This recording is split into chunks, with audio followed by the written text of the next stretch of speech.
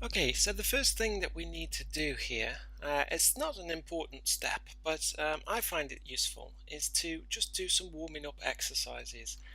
And just as an athlete needs to do a warm up before a race or an event, it's a good idea for you to start by just doing some simple shapes just to get your arm used to movements and get your line art a little bit more accurate.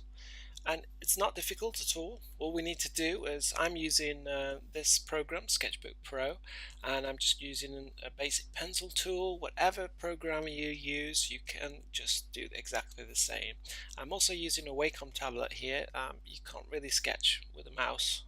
It's very, very difficult. So you need some sort of input device in terms of a Wacom tablet, whatever sort of you can afford. So getting straight into it then, just start off making some shapes on the page, and of course you can use pencil and paper to do this. It's not important. The main thing is that whenever you're putting your ideas down, and you know, mainly if you're sketching, you're going to be sketching in sketchbooks anyway. So, but I like to just start off with, because I always find ellipses extremely difficult for some reason. I don't know why. So I always start to do this because see, I always have problems on this side going to this way. So here we go. Anyway, we're just doing some basic shapes and just get rid of them. They're not really important at this stage. I'm not coming up with any ideas or anything. These are just primitive shapes which I'm just producing very, very quickly.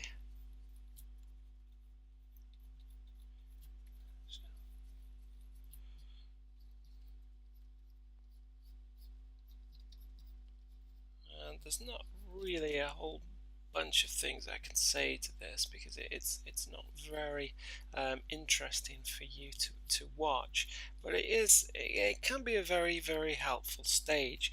So you can start obviously with a pencil and then progress and just use any old medium. If you've got inks and things like this and you want to just have a play around, then do so. Just get your eye and your hand coordinated, and whatever surface you want to draw on, and just start making marks. It also just gets all that kind of rustiness out of your system as well. Obviously, if you've got a very good idea and you need to get that idea down, don't waste time doing this kind of thing. Go straight for it and get that idea down on a piece of paper. This is just to say that if you fancy doing a session where you've got some time available to you and you want to start to do some sketches and put some ideas down that you may have written down or jotted down on a piece of paper or whatever, then you know you've got time to sort of sit down and just warm yourself up to begin with. So with that out of the way, let's get going.